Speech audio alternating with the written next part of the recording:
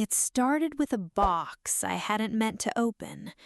The neighbors across the hall had moved out the week before, leaving behind a few things in the basement storage. The landlord said to toss them if no one claimed them. I should have left the box there. I should have ignored it, like the stack of broken chairs and chipped lamps. But curiosity has its own gravity. I carried the box upstairs, dust rising in little puffs that clung to my skin. Inside were the usual forgotten relics, old magazines, a cracked alarm clock, a pile of postcards yellowed with age. And then, buried at the bottom, wrapped in tissue thin as moth wings, was the photograph. It was black and white, edges curled, the kind of picture you'd expect to find in a trunk of family heirlooms. A woman stood in the center, her hand resting lightly on the back of a wrought-iron bench. She wore a dress with a fitted waist and a narrow skirt, hair penned in waves that spoke of another era. But none of that froze me. What froze me was her face. Mine. Not similar, not almost. Mine. I sat on the floor, back pressed against the wall, the photograph trembling in my hands. I searched for excuses. Maybe she was just a stranger with a resemblance, the way people say everyone has a double. But the longer I stared, the more impossible that explanation became. The tilt of her chin, the line of her nose, even the faint scar above her brow, the same one I'd gotten at 9 years old when I tripped and split my skin on the corner of a table. The scar was there, in a photograph that had to have been taken decades before I was born. My stomach clenched. I told myself it was a trick of shadow, a crease in the paper, something explainable. But my fingers traced it again and again, and there was no mistaking it. I pressed the photo against my chest, as though hiding it would undo what I had seen. But the image had already etched itself into me, burning behind my eyelids when I blinked. I set it on the table under the lamp, forcing myself to step back. The woman in the picture stared out calmly, lips curved in a faint smile. Not mocking, not even warm, just knowing. I couldn't stay still. I paced the apartment, every corner suddenly strange, every shadow heavier. My reflection in the dark window seemed to echo her expression, that same quiet curve of lips, that same tilted head. Finally, I sat again, dragging the photo closer. I studied the background now, desperate for distraction. The bench stood in front of a fountain, water arcing high, frozen mid-fall by the shutter. Trees crowded the edge of the frame, their leaves pale with sunlight. And I knew that place. I had been there as a child. I could still smell the fountain spray, taste the sticky sweetness of the ice cream my father bought me. A park not far from my grandmother's house, one we had visited every summer until we stopped. The photo shook in my hands again. This wasn't a stranger. This wasn't coincidence. It was me. Or someone who had been me before I ever existed. And she was waiting for me to admit it. I didn't sleep that night. The photograph lay face down on my desk, but its presence throbbed through the room like a second heartbeat. Each time I closed my eyes, I saw her face, my face, staring back through the decades. By morning, I'd convinced myself to be rational. There had to be an explanation. Resemblances happen, photos get mislabeled, stories twist. I told myself I'd examine it in daylight, and the ordinary truth would reveal itself. The sun had barely cleared the rooftops when I flipped the photo over again. The woman's gaze was steady as ever, calm in a way that mocked my sleepless panic. Her dress, I noticed now, was detailed with tiny buttons running from collar to waist. Buttons so precise they could have been stitched yesterday. I squinted at the edges of the frame. In the lower right corner, Saint, and almost hidden by a crease was handwriting, a date. July 12, 1957. My skin prickled. My parents hadn't even been born then. My grandmother would have been a teenager.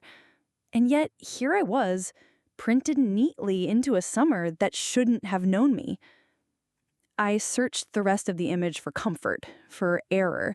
The trees, yes, I recognized their heavy canopies, the way they bent toward the fountain like guardians. The fountain itself, though less ornate now in memory, had the same curve, the same lion's head spout frozen mid-roar. I pulled my phone closer and scrolled through old albums until I found what I was looking for. A picture of me at 7 years old, dripping wet in front of that same fountain, ice cream smeared across my cheek. I held the two photos side by side. The stonework matched perfectly. I wanted to laugh, but no sound came. It wasn't just her face. It was the place, the scar, the impossible echo of a life that should never have crossed with mine. All morning, I'd tried to distract myself. I answered emails, washed dishes, folded laundry, but my eyes always returned to the photo. Each time, the woman's expression seemed to deepen, as though she knew I was circling excuses, as though she had already lived through my denials. By noon, I'd had enough. I slipped the photograph into my bag and walked out, heading toward the park. If the place in the picture was the same fountain I remembered, I needed to see it with my own eyes. The streets blurred around me. My pulse quickened as the trees came into view. Taller now, older, but unmistakably the same guardians leaning toward the circle of stone. The fountain still stood, though weathered, water spilling in quieter arcs. Children squealed as they ran around it, their laughter weaving through the spray. I stopped a few steps away, clutching the photo. My breath caught. The angle matched perfectly. This was it. The bench in the background, though replaced now, sat in the same place, the trees tilted in the same pattern. I sat on the edge of the fountain, trembling. The memory of sticky ice cream came back, the laughter of my father, the sound of pigeons scattering. And layered over it was the image of her, me, frozen in another July, decades before. I thought of asking someone nearby if they recognized the woman in the photograph, but the words stuck in my throat. What would I say? Excuse me, do you know why I exist twice? Instead, I stared at the photo until the spray blurred it. Drops of water clung to the glassy surface, refracting her face into fragments. For the first time, she looked less calm, almost amused. I wiped it dry and slipped it back into my bag. Answers wouldn't come from strangers. They would come from the people who knew the park, who knew my family, who might know why this photograph existed. I knew exactly where I had to go. Back to my grandmother's house. The bus ride to my grandmother's old house felt longer than I remembered.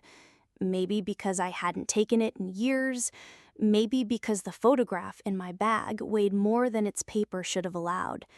I sat by the window, watching neighborhoods slip by, brick houses, tiny gardens, shops that hadn't changed since childhood. Every turn of the wheels carried me deeper into a memory I'd half forgotten, half buried. The house looked smaller when I arrived. My uncle lived there now, though he rarely answered calls, rarely let anyone visit. The gate creaked when I pushed it open, the garden overgrown, but still fragrant with roses my grandmother had planted decades ago. I paused on the porch. My reflection shimmered faintly in the window glass, and for a second I thought I saw her, the woman from the photo, waiting inside. My breath stuttered. When I blinked, it was only me, pale and nervous. I rang the bell. After a long silence, the door opened a crack. My uncle peered out, eyes sharp beneath his heavy brows. "Selene, thought you'd forgotten this place." "Can I come in?" My voice sounded thinner than I wanted. He hesitated, then shrugged. "Don't touch anything important." The hallways smelled the same: lemon polish, old wood, faint smoke from the fireplace that hadn't been lit in years. Photographs lined the walls, family portraits, black and white snapshots, moments meant to be remembered. I walked slowly, scanning each frame. Children in school uniforms, my mother at 12, my grandmother smiling shyly on her wedding day. But none of them were the photograph I carried. In the living room, my uncle lowered himself into a chair. "What's the reason for this visit? You never come without one." I pulled the photograph from my bag and placed it on the table between us. The edges looked older in this room, as though they belonged to it. His eyes narrowed. He leaned forward, studying it for longer than I expected. His fingers didn't touch it, but his jaw tightened. "You don't know me. Where did you find this?" I said, "I pulled it from a box. The neighbors left it behind. Do you know her?" He looked at me, then back at the photo. His mouth worked silently before he spoke. "That's impossible." My pulse jumped. "So you do recognize her?" His silence was heavier than words. He rubbed his temple, then muttered, She looks like you." "She is me." The words slipped out, sharp, trembling. "But the photo is dated 1957. He flinched. His hand brushed the edge of the table, restless. "You shouldn't have brought this here." "Why not?" I pressed. "Who is she?" He shook his head slowly, jaw set. "There were stories. My mother, your grandmother, she spoke of a cousin, maybe a distant relative, but we never found a name, never found proof, just whispers about someone who disappeared." "Disappeared?"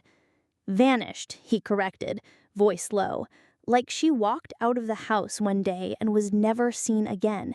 They said the only thing left was a photograph on the mantel. This one."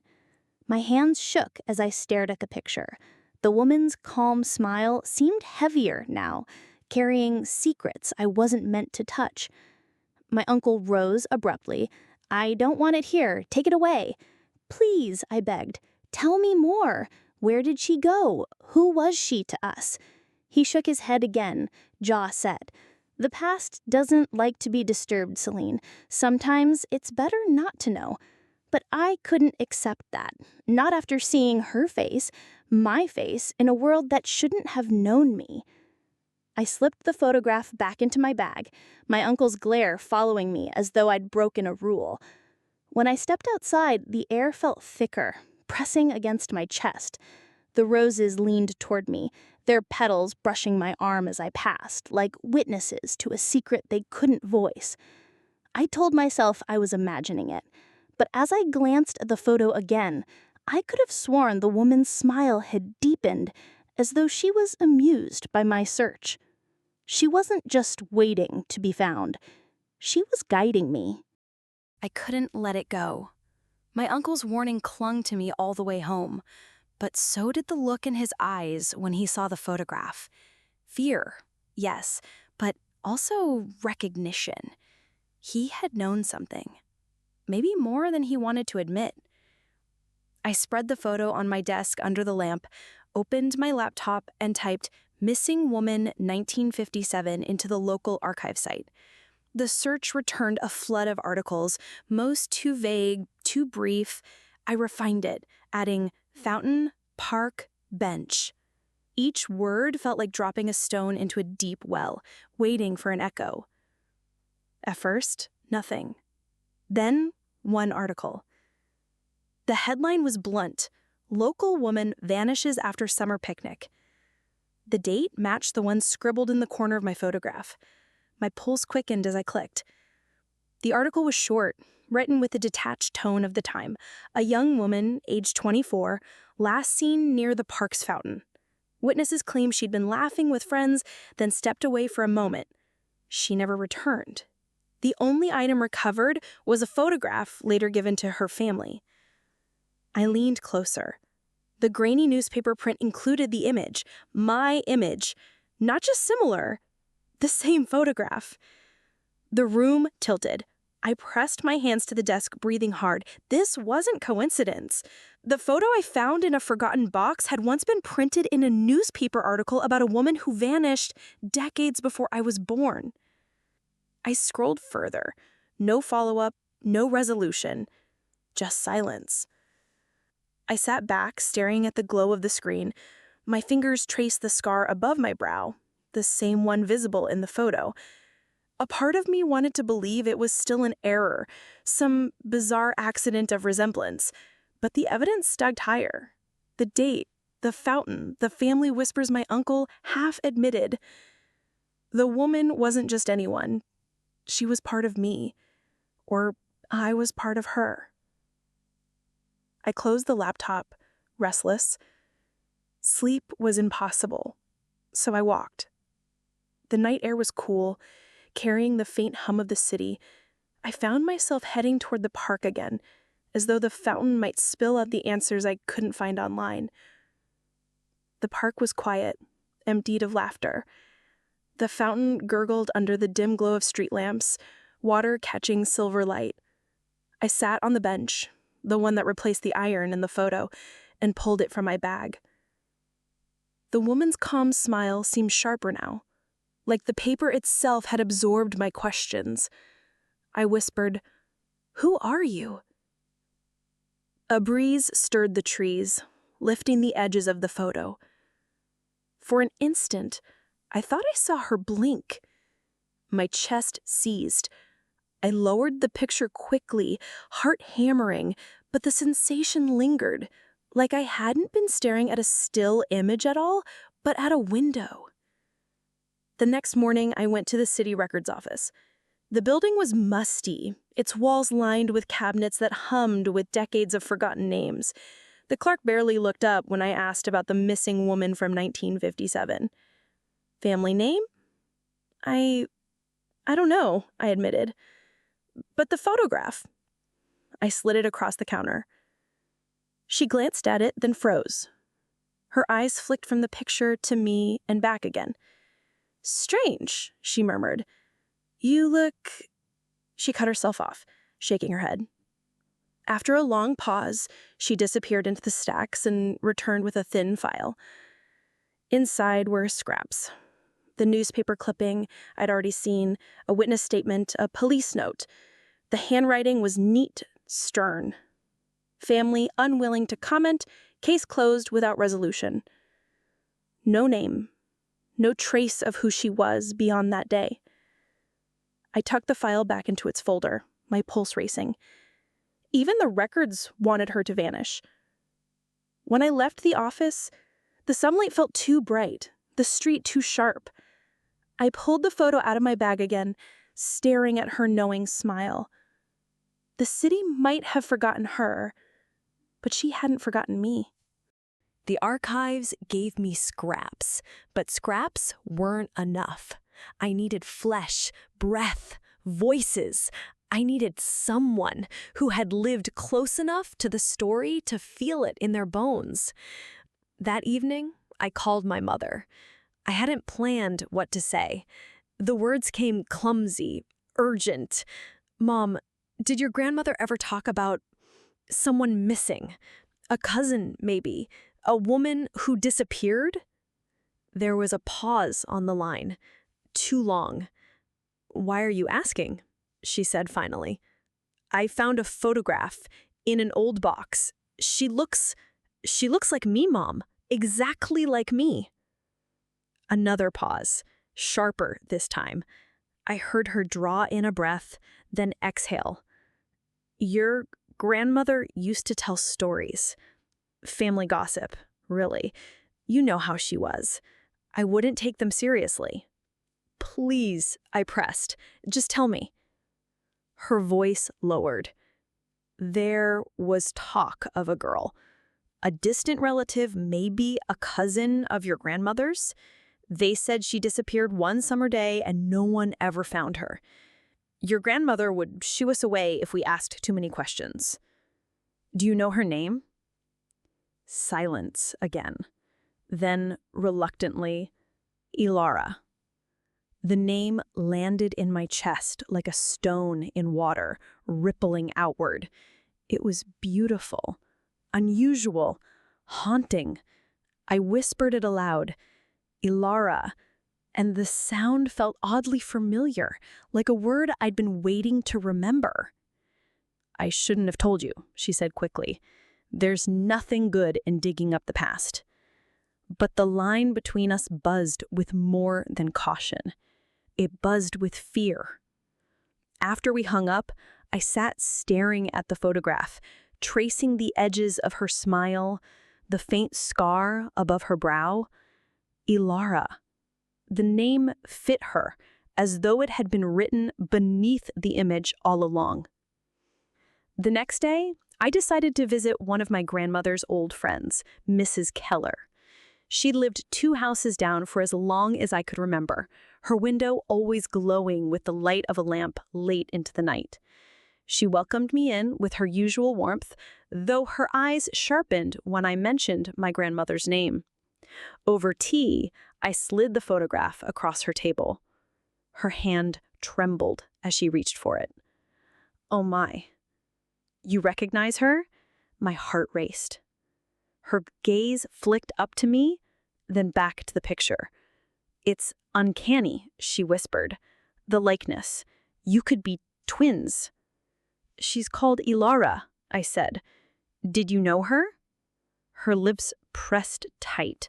She set the photograph down carefully, as though it might break. We weren't supposed to talk about her. Your grandmother forbade it. She said some stories were dangerous if spoken aloud. Dangerous how? She shook her head. All I know is she vanished. One day she was at the park with friends. The next, gone. Some said she ran away. Some said worse. But your grandmother insisted she was different, that she was part of something that didn't end with her. Her words sent a chill through me. Part of what? Mrs. Keller's eyes lingered on my face, searching. I think you already know, Selene, or you wouldn't be asking. I stared at the photograph again. Ilara's calm smile seemed deeper now, as if she'd heard her name spoken in this very room. I slipped the picture back into my bag, thanked Mrs. Keller, and stepped out into the night. The street lamps flickered, the air cool on my skin. Ilara. Not just a stranger. Not just a resemblance. A name. A story half buried. A ghost whose face was mine. The photograph began to haunt the rhythm of my days. It wasn't just an object anymore, tucked into my bag or hidden in a drawer. It was a weight, a second pulse beating against my own. Every time I tried to set it aside, I felt it waiting, pulling my thoughts back like a tide that never released the shore. I spent the morning combing through every box of family belongings I could find. Old letters, brittle with age, postcards my grandmother had saved, a stack of photographs bound together with ribbon, faces of strangers who were not strangers at all, distant relatives with eyes too sharp, smiles too cautious. But nowhere did I find Ilara's name written. She was invisible in our records, as though erased on purpose. By noon, my apartment floor was covered in piles. I sat cross-legged among them, the photograph balanced on my knees. My fingers hovered above the woman's face, tracing the outline without touching. Why you? Why me? The silence gave no answer. But when I looked again, something startled me. Her eyes. They weren't the same as yesterday. I scrambled for my phone, flipping through the pictures I'd taken when I first found the photo. In those images, her gaze was steady, straightforward, calm. But the photo in my hand, Ilara's eyes tilted just slightly, looking to the side as though distracted. My pulse hammered. I blinked, rubbed my eyes, checked again. No mistake. The photograph had changed. I carried it to the desk lamp and leaned close, heart pounding. tiny details surfaced under the light. A crease in the corner that hadn't been there before. A faint shimmer on the edges of her hair, like dust, but brighter. The bench behind her, once sharp, looked softer, blurred, as though the background itself were dissolving. The rational part of me fought back. Photographs don't change. They fade, they tear, they stain, but they do not move.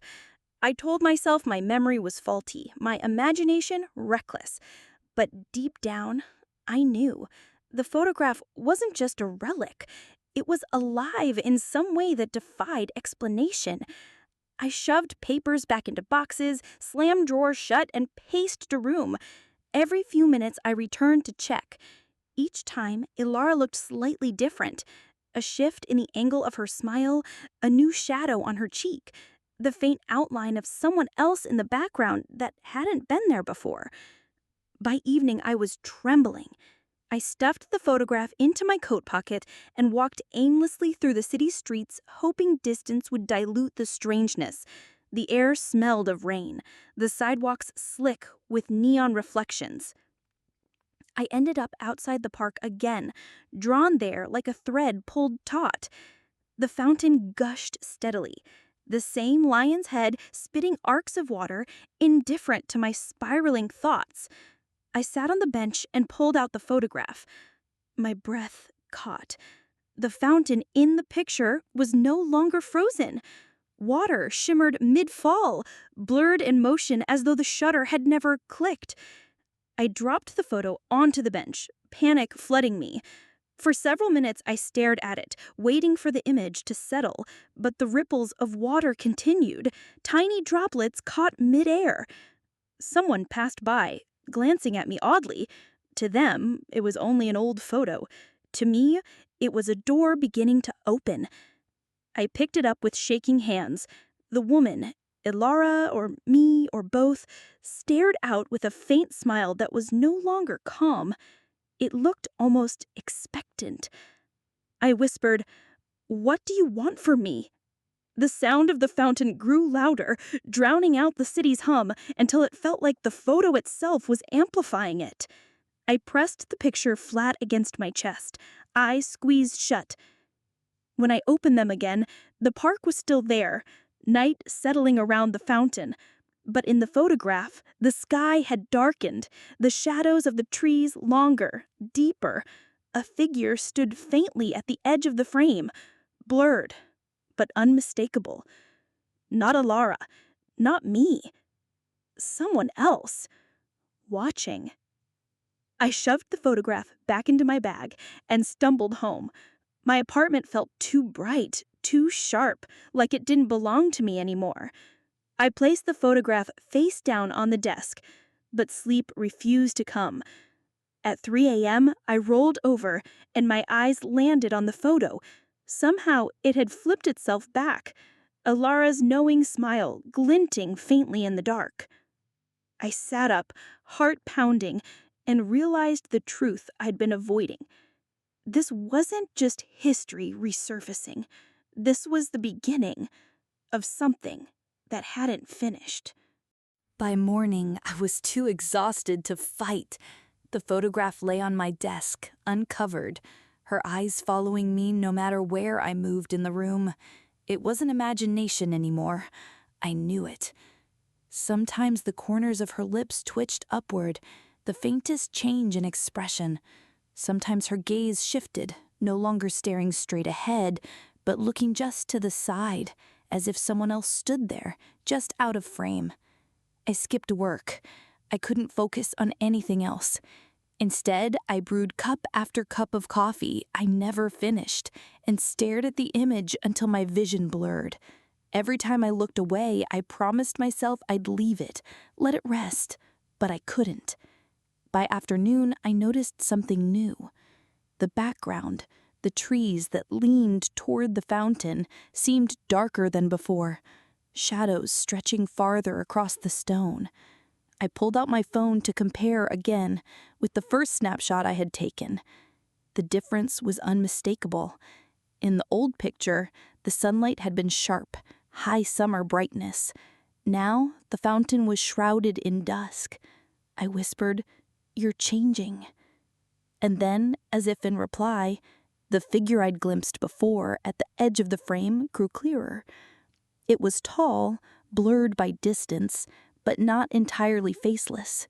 Shoulders squared, hands clasped loosely in front, like someone waiting with perfect patience. The longer I stared, the more real it seemed, as though it might step forward at any moment. My skin prickled. "Who are you?" Elara, or the version of me in the photo, didn't answer. She simply shifted her gaze toward that figure, then back to me. An unspoken conversation I wasn't part of. I shoved the photo back into my bag and ran, desperate for air. The city streets felt safer, alive with noise and strangers who didn't know the secret I carried. I headed without quite deciding, back to the park. The fountain spray caught the late sunlight, glittering in gold. I sat on the same bench and pulled the photo out again, and froze. The bench in the photograph was empty now. Elara wasn't there. The fountain still gushed, the trees still leaned, but the woman, my double, was gone.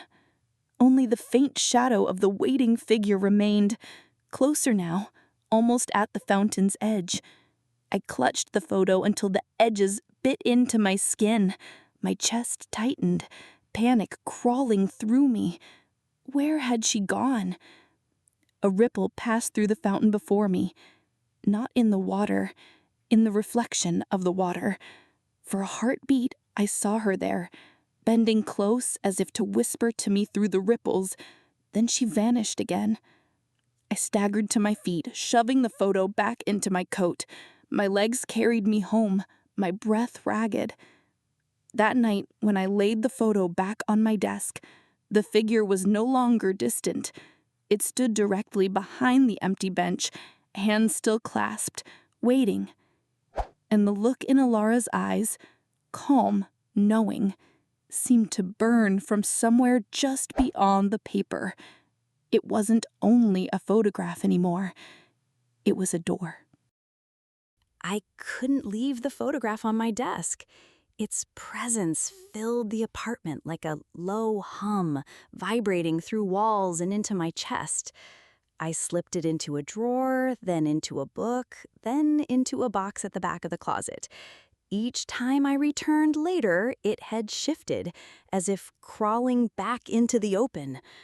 By the third attempt, I gave up. I set it face up on the table, light from the lamp falling across its curling edges, and stared it down. The bench was still empty, the fountain still moved, the spray caught mid-arc like a film frozen between frames. And the figure, closer again, this time only a few steps from where Elara had once stood. The longer I looked, the less blurred it became. Shoulders, jawline, even the faint outline of a coat, but the face remained indistinct, as if the photo itself resisted giving me that truth too soon. "Fine," I whispered. "If you're going to move, then move. Show me."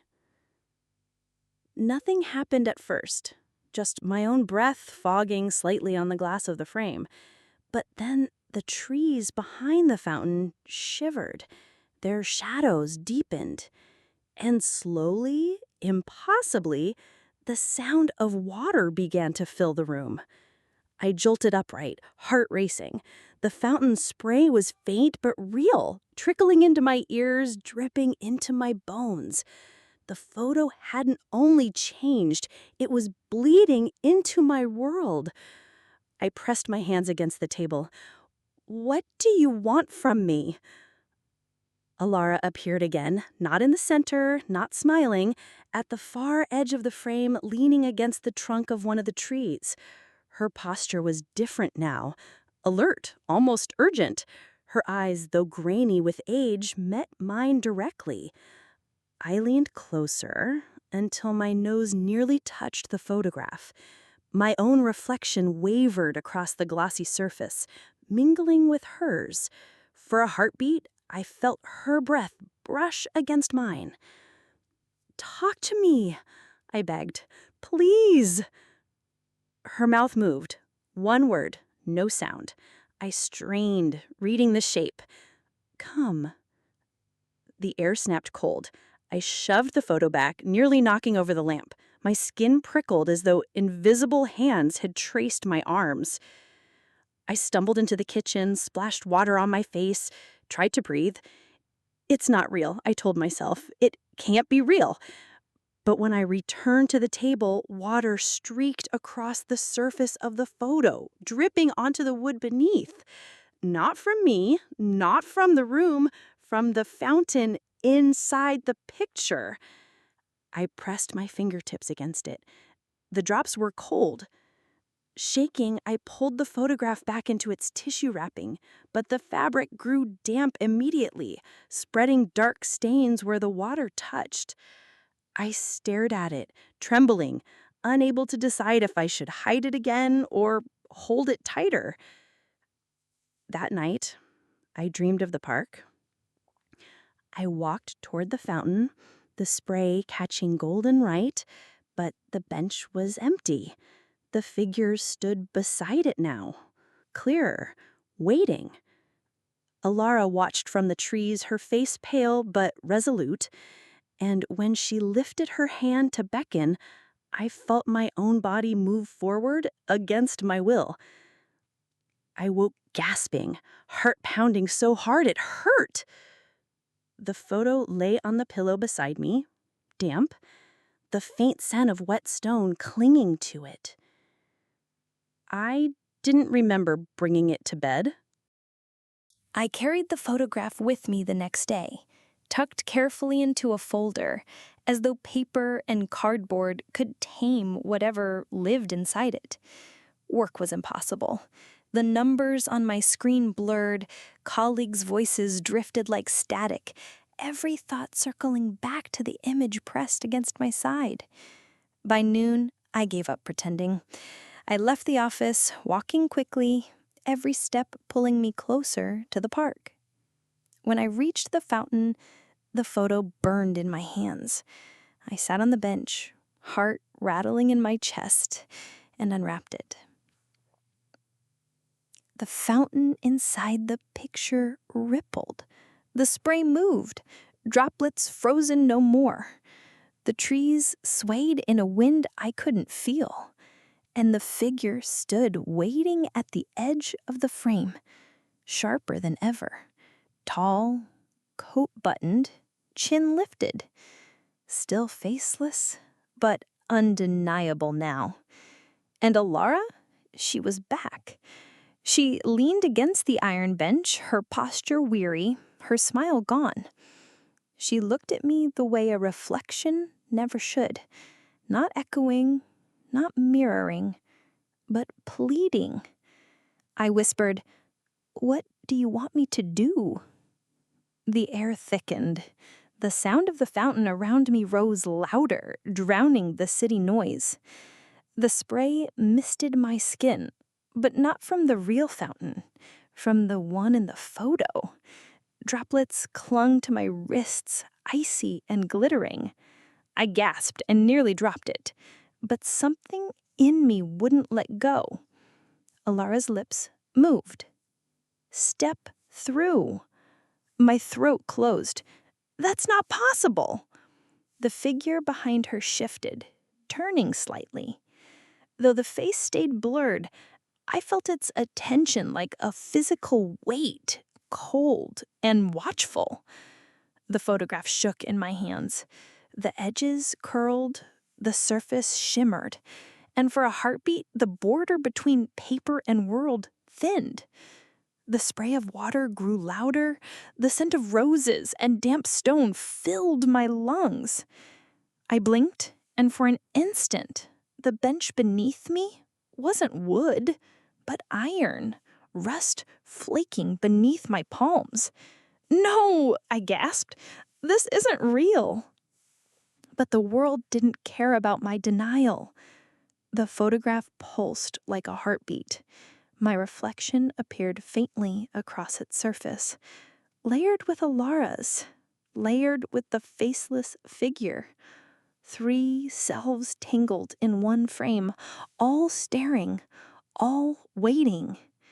I stood abruptly, shoving the picture back into my bag. The fountain in front of me looked ordinary again. Children laughing, pigeons scattering, water rising and falling as it always had. But I knew better. I felt its double, alive inside the photo, tugging at me like a tide. That night, back in my apartment, I laid the photograph on the table under the lamp. I didn't touch it. I didn't need to. It moved anyway. The trees rustled. The bench gleamed faintly. And Alara leaned forward, pressing her palm flat against the inside of the glass. My breath hitched. Slowly, almost against my will, I raised my hand and pressed it against hers. The surface of the photo was no longer paper. It was cool, slick, like touching the surface of water. The faceless figure stepped closer behind her. I yanked my hand back, heart slamming, but the damp print of a palm remained on the glass, not mine. I staggered to my feet. The photograph lay still, calm again, only an old image fading with age. But I knew now. It wasn't a picture of the past. It was an invitation. I stared at the photograph for hours, the edges curling under the heat of the lamp, the image shifting when I blinked. Ilara's handprint still marked the glass, faint, but undeniable. I tried covering it again, tried slipping it under books, even shutting it inside the wardrobe. None of it mattered. Every time I walked back into the room, it was there, waiting for me, lying open as though I had never hidden it at all. By midnight, I gave up. I sat at the table with the photograph laid bare before me, my tea long gone cold, the city humming faintly through the windows. Ilara's eyes held mine, more alive than any picture had the right to be. "All right," I whispered. "If you want me to come, show me how." The air shifted. Not a breeze, not even a draft, but the subtle pressure of space bending. The water in the fountain inside the photograph rippled again, mist spilling faintly beyond the frame. I lifted my fingers, hesitant, and brushed the surface.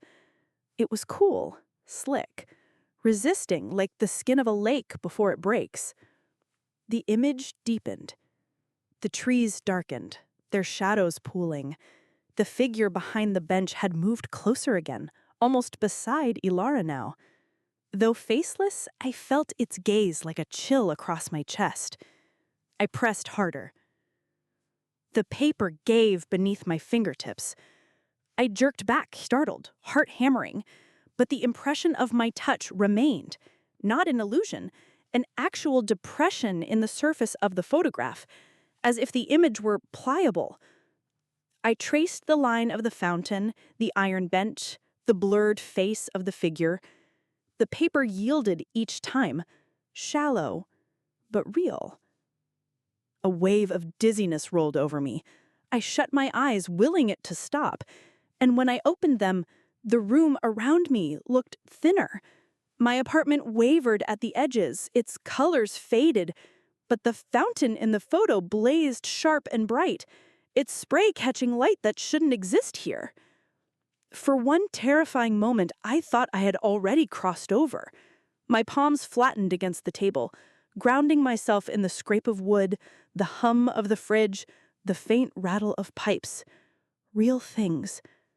Anchors. Still, the pull of the photograph deepened.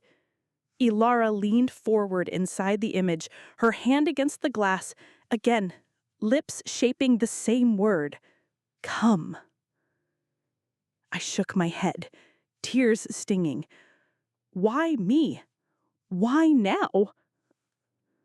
No answer. Just the ripple of water and the distant sound of leaves moving in wind.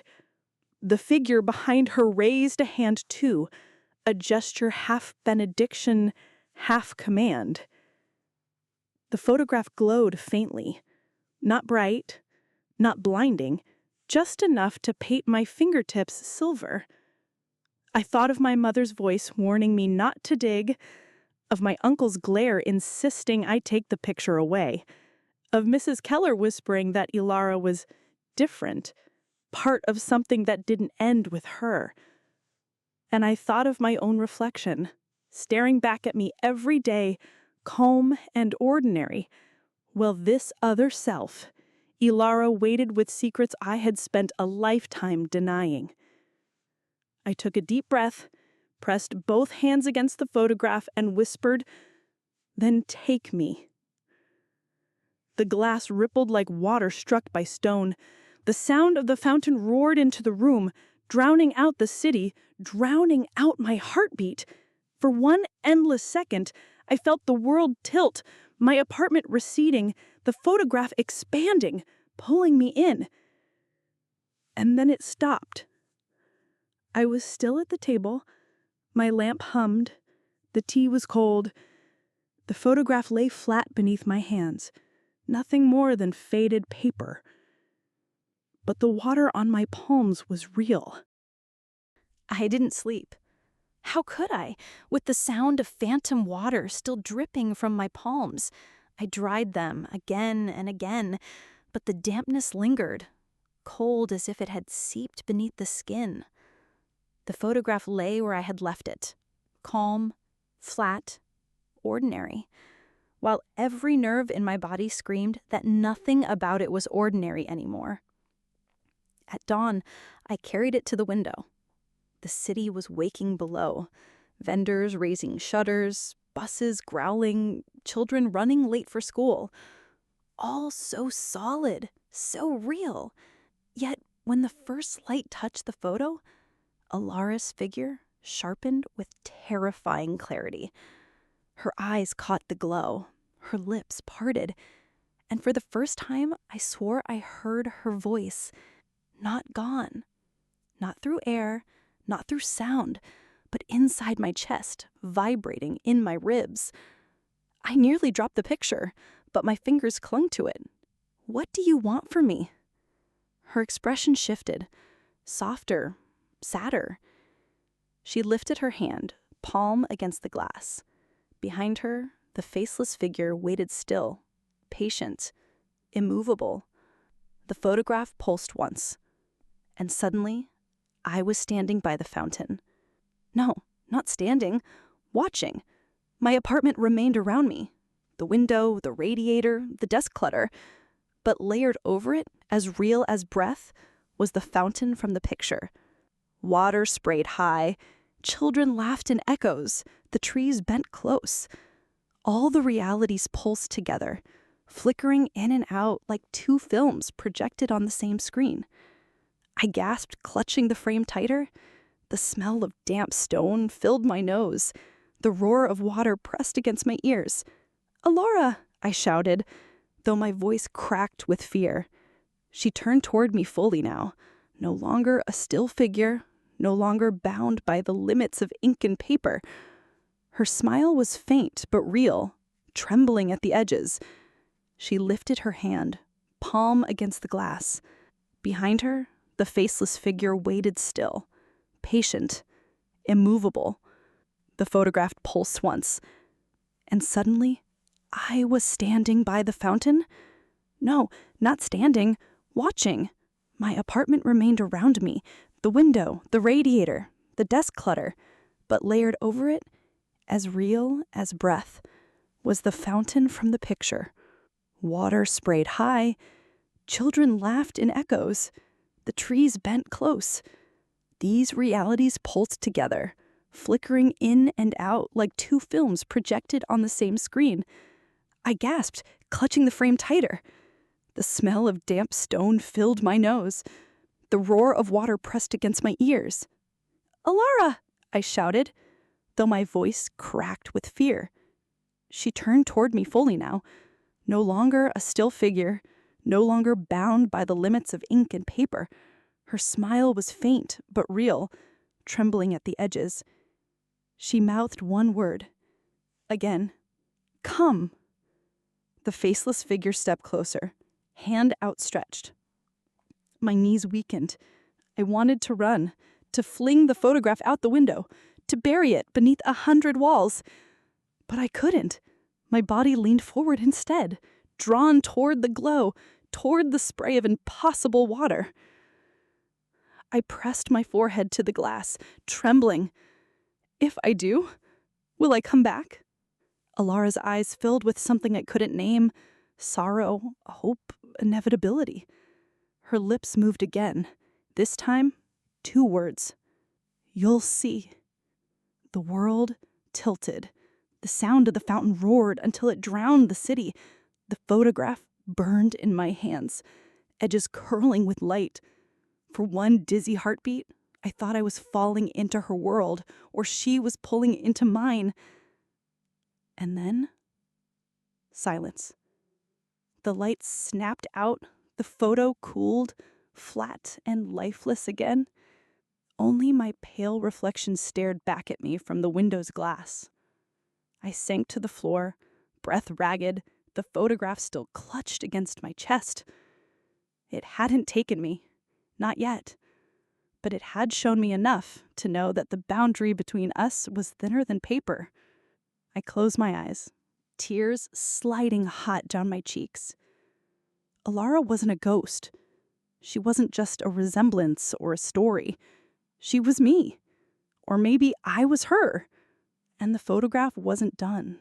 It was only waiting for the right moment.